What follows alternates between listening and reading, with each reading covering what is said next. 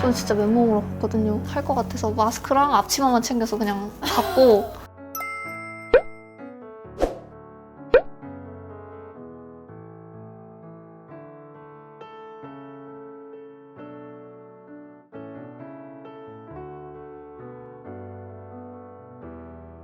안녕하세요. 작년 실기대회 대상 받은 2022학년도 국민대 합격생 김하영입니다.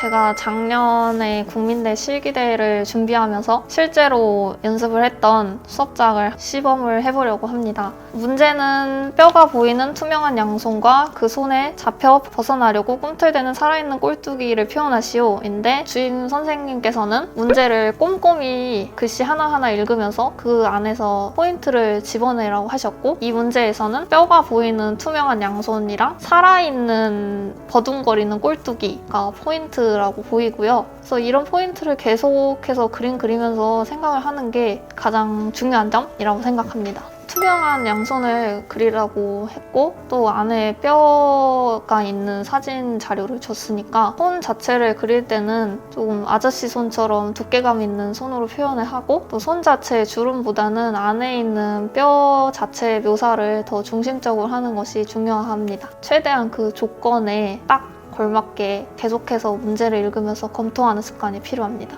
제가 했을 때는 플러스펜 검정색이랑 형광펜이랑 연필 지우개를 줬는데요. 건식 재료라고는 하는데 형광펜이랑 플러스펜이랑 둘 다 잉크다 보니까 연필이나 색연필에 비해서는 축축해서 물감했듯이 플러스펜이랑 형광펜을 섞어서 좀 채도를 낮추거나 아니면은 형광펜에 없는 새로운 색을 만들거나 하면서 좀 최대한 그 재료의 물성이나 특성을 파악해서 썼습니다. 저는 실기대 챙겨갈 때 딱 KF94 마스크랑 핸드폰이랑 신분증이랑 앞치마만 챙겨갔습니다. 그림에서 쓸 재료는 플러스펜 블랙이랑 파란색이랑 색연필 갈색이랑 살구색, 그리고 사비연필, 지우개, 이거를 재료로 쓰려고 합니다.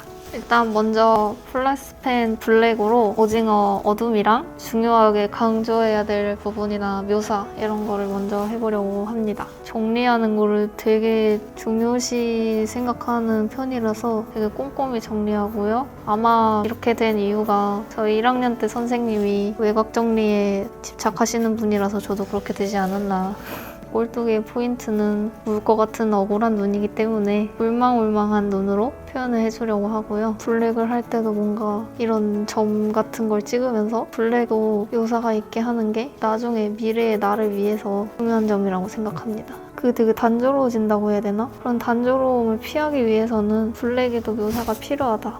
그렸던 순서를 좀 얘기를 먼저 해줄래요? 주임 선생님도 항상 순서가 중요하다고 말씀하시는데, 플러스펜 블랙이나 아니면은 색연필이 있다면은 색연필에 제일 검정색으로 블랙을 먼저 찍고 중요한 테두리 같은 데를 강조를 해서 깔끔하게 정리를 한 다음에 색깔이 있는 재료가 있으면은 색깔을 여러 톤을 치고 그다음에 묘사를 넣고 마지막에 연필로 한번 깔끔하게 정리하고 뒤에 부주제를 그린다던가 하는 식으로 이런 순서대로 보통은 진행을 합니다.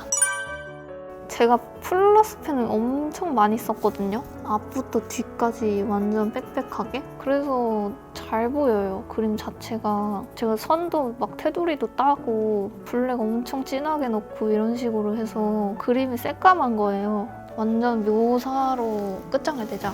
3시간 반은 짧으니까 3시간 반 안에 할 수 있는 묘사를 다 하자 해서 거의 대부분의 시간을 묘사에 다 쏟아부었고요. 그래서 그냥 시간 끝날 때까지 계속 묘사했어요. 계속.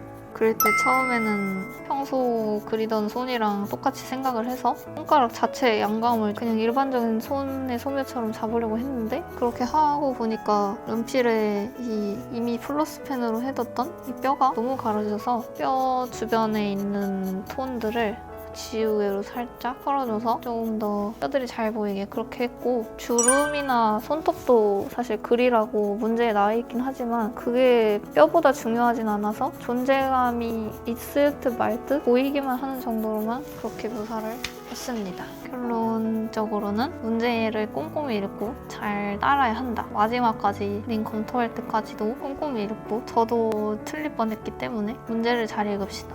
경험이 있었기 때문에 아마 수시에 실기장 가서도 덜 긴장한 것 같습니다.